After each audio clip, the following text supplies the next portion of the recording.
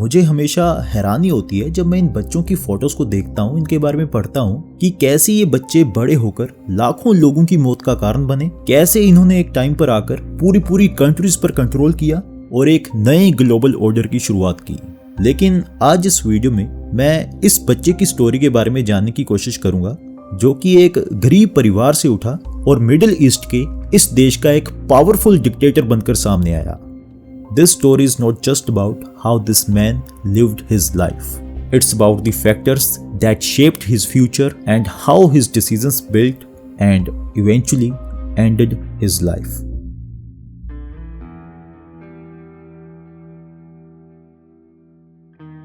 Iraq में यहाँ पर एक अल अब्जा नाम का छोटा सा गांव है। 28 अप्रैल 1937 को यहाँ पर सद्दाम हुसैन का जन्म होता है। इसके परिवार की हालत बहुत ज़्यादा ख़राब थी, बहुत ज़्यादा गरीबी थी परिवार में, क्योंकि सद्दाम के जो पिता थे वो कोई हाई लेवल की नौकरी वगैरह नहीं करते थे। वो बस भेड़ बकरियां पालकर अपना परिवार चला रहे थे। माना जाता है कि जब सद्दाम हुसैन पैदा होने वाला था तो उस टाइम के दौरान या तो सद्दाम के जो पिता थे वो घर छोड़कर चले गए थे या फिर गले के कैंसर की वजह से उनकी मौत हो गई थी। खैर, जो भी हुआ हो उससे कुछ ज़्यादा फर्क नहीं पड़ता, क्योंकि उनकी मौत के बाद सद्दाम की जो माँ थी वो इस बंदे के साथ शादी कर देती है। शादी के बाद इनके कई सारे बच्चे होते हैं, यानी सद्दाम के हाफ सिबलिंग्स, लेकिन उनके साथ सद्दाम का जो एक बोलते हैं ना कि एक इमोशनल कनेक्शन जो होता है वो कभी नहीं बन पाता। अब सद्दाम के साथ बचपन में क्या हो रहा था कि एक तो इसको अपनी माँ के द्वारा वैसा ट्रीटमेंट या वैसा प्यार नहीं मिल पा रहा था जैसे कि नॉर्मली एक माँ अपने बच्चे को करती है, और ऊपर से इसका जो दूसरा बाप था वो इसके साथ काफी ज्यादा अग्रेसिव रहता था और कभी कभी तो इसके साथ मारपीट भी करता था। कुछ टाइम बाद यानी बचपन में ही सद्दाम हुसैन अपना घर छोड़कर बगदाद में चला जाता है अपने मामा के पास। जैसा माहौल सद्दाम अपने बचपन में देख चुका था, उसके बाद बगदाद में आना सद्दाम के लिए बिल्कुल ये एक नई दुनिया में आने जैसा था, जहां पर उसकी सोच और उसका जो दुनिया को देखने का नजरिया था उस पर उसके मामा का बहुत गहरा इम्पैक्ट पड़ रहा था। और आने वाले टाइम में यही इम्पैक्ट सद्दाम हुसैन की पॉलिटिकल आइडियोलॉजी पर भी नजर आने वाला था।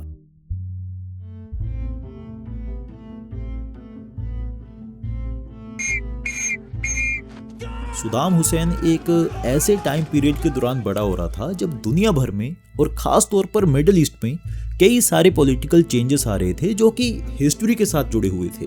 इस मैप में आप देख सकते हो कि जिस एरिया में आज ये सभी देश है ना, 16th सेंचुरी के दौरान यहाँ पर काफी हद तक ऑटोमन एम्पायर का ही कंट्रोल हुआ करता था, लेकिन 1918 तक आते आते सब कुछ बदल चुका था। यानी वर्ल्ड वॉर 1 में सेंट्रल पावर्स की हार हो चुकी थी। वर्ल्ड वॉर 1 में सेंट्रल पावर्स को सपोर्ट करने वाला ऑटोमन एम्पायर भी कोलैप्स हो चुका था, और अब यूनाइटेड किंगडम और फ्रांस मिडिल ईस्ट के उस रीजन पर कंट्रोल करना शुरू कर चुके थे जहां पर वर्ल्ड वॉर 1 से पहले ऑटोमन एम्पायर का कंट्रोल हुआ करता था। अब यहाँ पर ध्यान देने वाली बात यह है कि इस रीजन पर फ्रांस और यूनाइटेड किंगडम के द्वारा जो कंट्रोल किया गया था वो परमानेंट कंट्रोल नहीं था, वो बस टेम्परेरी कंट्रोल था, क्योंकि इनका कहना ये था कि अभी मिडिल ईस्ट के ये रीजन्स सेल्फ रूल करने के लिए तैयार नहीं हैं। जब हो जाएंगे तो हम इनको इंडिपेंडेंस दे देंगे, और ऐसा हुआ भी, लेकिन बस दिखावे के लिए। 1932 में क्या होता है कि इराक को किंग फैजल 1 के अंडर नॉमिनल इंडिपेंडेंस दे दी जाती है, और इसका मतलब ये था कि अब इराक ऑफिशियली एक इंडिपेंडेंट कंट्री बन चुका था। इनका अपना एक फ्लैग था, अपनी गवर्नमेंट थी, लेकिन सच्चाई ये थी कि अभी भी इराक पूरी तरह से ब्रिटेन के इन्फ्लुएंस से बाहर नहीं था। यानी कि नॉमिनल इंडिपेंडेंस पाने के बाद भी इराक की फॉरेन पॉलिसी, मिलिट्री एग्रीमेंट्स और इराक की ऑयल पर ऑलमोस्ट ब्रिटेन का ही कंट्रोल चल रहा था।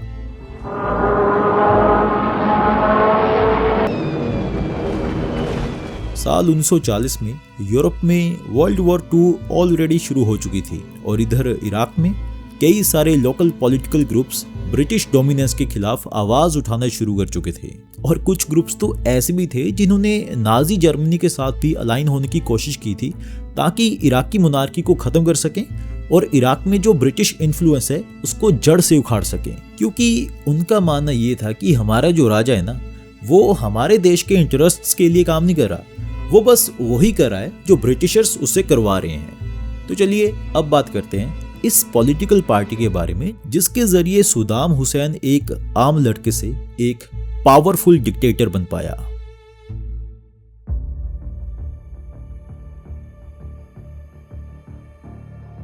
इराक के बिल्कुल साथ ही में ये एक देश है जिसका नाम है सीरिया। 1947 में यहाँ पर एक पॉलिटिकल पार्टी की शुरुआत होती है जिसका नाम था अरब सोशलिस्ट बाथ पार्टी। इस पार्टी की जो विचारधारा थी, जो आइडियोलॉजी थी ना, वो पैन अरबिज्म और एंटी इंपीरियलिज्म पर बेस्ड थी। अब आप पूछेंगे कि इसका क्या मतलब? तो इसका मतलब ये था कि सभी अरब नेशंस के लोगों को रिलीजन को दूर रखकर एक साथ मिलकर आगे बढ़ना चाहिए और मिडिल ईस्ट से फॉरेन पावर्स के इन्फ्लुएंस को पूरी तरह से खत्म करना चाहिए, तभी हम दोबारा से पावरफुल बन पाएंगे। अब देखिए कि बाथ पार्टी की जो आइडियोलॉजी थी ना, वो सोशलिस्ट और सेकुलर थी, वो किसी एक धर्म के साथ जुड़ी हुई नहीं थी। इसलिए क्या हुआ कि धीरे धीरे बाथ पार्टी की विचारधारा सीरिया से बाहर निकलकर बाकी अरब नेशंस में भी फैलने लगी। और अगर इराक की बात करें तो 1951 में इराक में भी बाथ पार्टी की एक ब्रांच एस्टेब्लिश हो चुकी थी और सद्दाम हुसैन के जो मामा थी ना, जिनके बारे में हमने पहले बात की थी, वो इराक में बाथ पार्टी के स्टार्टिंग फेज वाले मेंबर्स में से एक थे। 6 साल बाद जब सद्दाम हुसैन की उम्र 20 साल के आसपास थी तो वो भी इराक की बाथ पार्टी को ज्वाइन कर लेता है। लेकिन इस टाइम के दौरान इराक में जो पॉलिटिकल माहौल था वो बहुत खराब चल रहा था, यानी देश में अनएम्प्लॉयमेंट, इनइक्वालिटी, स्प्रेशन और इन्फ्लेशन बढ़ रही थी। इराक का जो मोनार्की सिस्टम था और उस सिस्टम के ऊपर जो ब्रिटेन का इन्फ्लुएंस था, उससे लोग तंग आ चुके थे। अब हम स्टोरी में थोड़ा पीछे चलते हैं, यानी 1952 में। इस साल क्या हुआ था कि इजिप्ट में कुछ मिलिट्री ऑफिसर्स ने मिलकर यहाँ के राजा को पावर से हटा दिया था और ब्रिटिश इन्फ्लुएंस को डायरेक्ट चैलेंज करते हुए यहाँ पर नेशनलिस्ट रिजीम को एस्टैब्लिश कर दिया था। अब इस इजिप्ट वाले इवेंट की वजह से आने वाले टाइम के लिए सभी अरब नेशंस में एक एग्जाम्पल सेट हो चुकी थी कि ऐसा भी कुछ किया जा सकता है। और इसका असर इराक में भी देखने को मिल रहा था जब 1957 में इराक की मिलिट्री के कुछ ऑफिसर्स और बाथ पार्टी के फॉलोअर्स इराकी मोनार्की के अगेंस्ट बोलने के लिए काफी ज्यादा इंस्पायर्ड महसूस कर रहे थे। 1958 में इराक में माहौल इतना गर्म हो चुका था कि इस साल इराकी आर्मी के फ्री ऑफिसर्स ग्रुप के ये 2 मेन लीडर्स बगदाद में एक मिलिट्री कू लॉन्च कर देते हैं और उस कू में किंग फैसल II, उनकी फैमिली और इराक के डी फैक्टो रूलर को मार दिया जाता है। डी फैक्टो रूलर मतलब राजा यही था, लेकिन इसकी एज बहुत कम थी, इसलिए देश को चलाने के लिए जो भी काम किया जा रहा था, जो भी डिसीजंस लिए जा रहे थे, वो सभी ले रहा था ये बंदा। खैर, अब इराक में मोनार्की खत्म हो चुकी थी। कुछ ही घंटों के बाद इराक को ऑफिशियली एक रिपब्लिक कंट्री डिक्लेयर कर दिया जाता है और अल कारिम कासिम बन जाते हैं इराकी रिपब्लिक कंट्री के नए लीडर। अब इसी साल एक और इंटरेस्टिंग चीज की शुरुआत होती है। इजिप्ट और सीरिया क्या करते हैं कि ये दोनों देश एक साथ मिलकर एक पॉलिटिकल यूनियन की शुरुआत करते हैं जिसका नाम था यूनाइटेड अरब रिपब्लिक। अब इस पॉलिटिकल यूनियन की विचारधारा भी वही थी जो कि बाथ पार्टी की थी कि सभी अरब नेशंस के लोगों को एक साथ मिलकर आगे बढ़ना चाहिए। लेकिन इसके लिए प्रॉब्लम तब खड़ी हो जाती है जब सीरिया और इजिप्ट इसको बोलते हैं कि भाई तुम भी यूनाइटेड अरब रिपब्लिक को ज्वाइन कर लो, लेकिन ये कर देते हैं मना। शायद इनके दिमाग में पंजाबी लोगों की वो कहावत आ गई होगी कि राज ते खाज जे आप करिए मजा ताइयों आमदा है। खैर, जब ये यूनाइटेड अरब रिपब्लिक को ज्वाइन करने से मना कर देते हैं तो ये बात इराक में जो बाथ सोशलिस्ट पार्टी के फॉलोअर्स थे उनको बिल्कुल भी पसंद नहीं आती है और वो हो जाते हैं गुस्सा। और बाथ पार्टी के जो कुछ रेडिकल फॉलोअर्स थे उनके दिमाग में ये चीज आनी शुरू हो जाती है कि अब कुछ भी हो जाए हम कासिम को नहीं छोड़ेंगे, अब इसको मरना ही पड़ेगा। इसलिए फिर कासिम की असासिनेशन का प्लान बनाया जाता है और उस प्लान में सद्दाम हुसैन भी शामिल होता है जिसकी उम्र उस टाइम सिर्फ 21 साल के आसपास थी।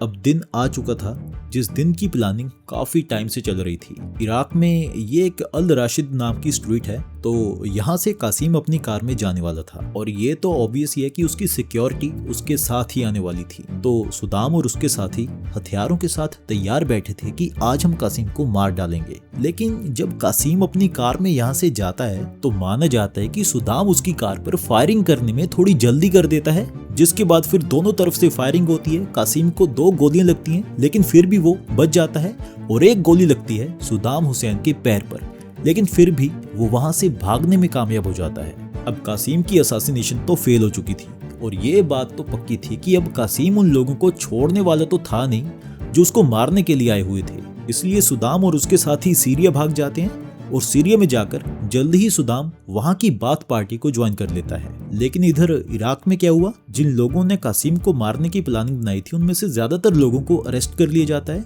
और उनके अगेंस्ट ट्रायल शुरू कर दिए जाते हैं।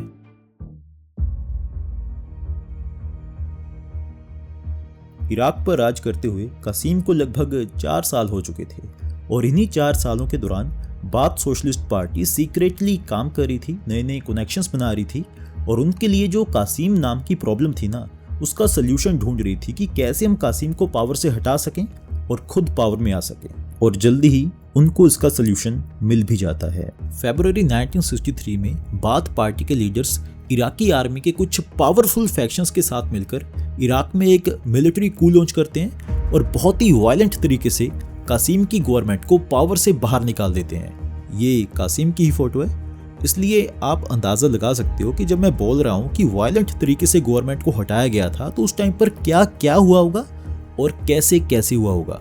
तो अब बाथ पार्टी पावर में तो आ चुकी थी, लेकिन प्रॉब्लम ये थी कि उनके पास एक विचारधारा तो थी लेकिन देश को चलाने का एक्सपीरियंस नहीं था। और सबसे खतरनाक बात पता क्या थी कि ना तो इराक की आर्मी पूरी तरह से बाथ पार्टी के कंट्रोल में थी और ना ही बाथ पार्टी के लिए पूरी तरह से वफादार थी। और इसी गैप का फायदा उठाता है अब्दुल सलाम आरिफ। अब शायद आपको इसकी फोटो कहीं पर देखी हुई लग रही होगी।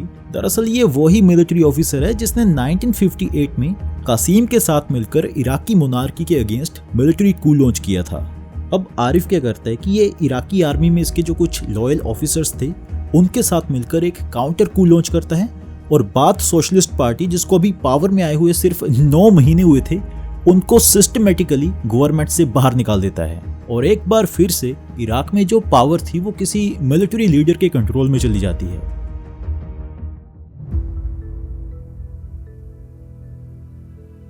जिस टाइम के दौरान अब्दुल सलाम आरिफ ने काउंटर को किया था ना, तो उस टाइम के दौरान सद्दाम हुसैन भी इराक में आ चुका था। लेकिन अब जब बाथ पार्टी को पावर से बाहर निकालकर बैन कर दिया गया था तो सद्दाम हुसैन क्या करता है कि ये इराक में बाथ पार्टी के जो सेल्स सीक्रेटली काम कर रहे थे उनके साथ मिलकर काम करना शुरू कर देता है। 1964 में सद्दाम हुसैन को अरेस्ट कर लिया जाता है। क्यों? क्योंकि एक तो वो इराक में बैन की गई पॉलिटिकल पार्टी के लिए सीक्रेटली काम कर रहा था और दूसरा उसके ऊपर यह भी आरोप लगाया गया था कि वो अब्दुल सलाम आरिफ को मारने की प्लानिंग बना रहा था। तो सद्दाम को हो जाती है जेल और लोगों में ये परसेप्शन बन जाती है कि अब इसका तो हो गया खेल खत्म, अब पता नहीं ये कितने साल जेल के अंदर रहेगा और कभी बाहर आ भी पाएगा या फिर वहीं पर मारा जाएगा। लेकिन होता क्या है कि सिर्फ 2 ही साल बाद सद्दाम हुसैन जेल से भाग जाता है और इस टाइम के दौरान उसकी एज लगभग 30 साल के आसपास होती है। वो पहले से ज्यादा मैच्योर होता है, ज्यादा डिसिप्लिन्ड होता है और ज्यादा खतरनाक भी। जेल से भागने के बाद सद्दाम काफी फेमस हो चुका था, इसलिए जल्द ही उसको बाथ सोशलिस्ट पार्टी का रीजनल कमांडर बना दिया जाता है और उसकी पहचान एक ऐसे ऑर्गेनाइजर की तरह होनी शुरू हो जाती है जो लोगों को जोड़ सकता था, स्ट्रक्चर कर सकता था और बाथ सोशलिस्ट पार्टी को सिस्टमैटिकली ग्रो कर सकता था। Mainly French-built fighter bombers, prepared to launch the most decisive airstrike in history. Their target, the air forces of Egypt, Syria and Jordan. 1967 में अरब इजराइल वॉर होती है जिसमें ये सभी अरब कंट्रीज एक साथ मिलकर इजराइल पर हमला करती हैं। 6 दिन तक लड़ाई चलती है जिसके बाद अरब नेशंस की हार होती है।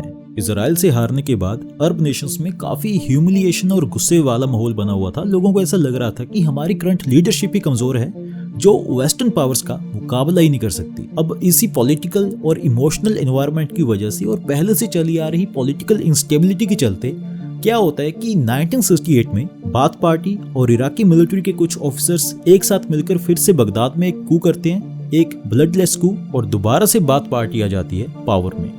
बाथ पार्टी के पावर में आने के बाद अहमद हसन अल बकर बन जाते हैं इराक के प्रेसिडेंट और सद्दाम भी एक स्ट्रॉन्ग पोजीशन पर आ जाता है। यानी सद्दाम रेवोल्यूशनरी कमांड काउंसिल का वाइस चेयरमैन भी बन जाता है और इराकी इंटरनल सिक्योरिटी और इंटेलिजेंस एजेंसीज भी सद्दाम के कंट्रोल में आ जाती हैं। अगले 10 सालों में बाथ पार्टी में सद्दाम अपनी पोजीशन इतनी स्ट्रॉन्ग बना लेता है कि उसके बिना गवर्नमेंट को चला पाना ऑलमोस्ट इम्पॉसिबल हो जाता है। अब यहाँ पर ध्यान देने वाली बात यह है कि अभी तक भी इराक का जो ऑयल था, जो सबसे इम्पोर्टेंट रिसोर्स था इराक का, उस पर मोस्टली अमेरिकन और ब्रिटिश कंपनीज का ही कंट्रोल चल रहा था। लेकिन जब 1970s का दौर शुरू होता है तो सद्दाम क्या करता है कि वो इराक में जो फॉरेन ऑयल कंपनीज थी उनको नेशनलाइज करना शुरू कर देता है। और ये टाइमिंग बिल्कुल परफेक्ट थी।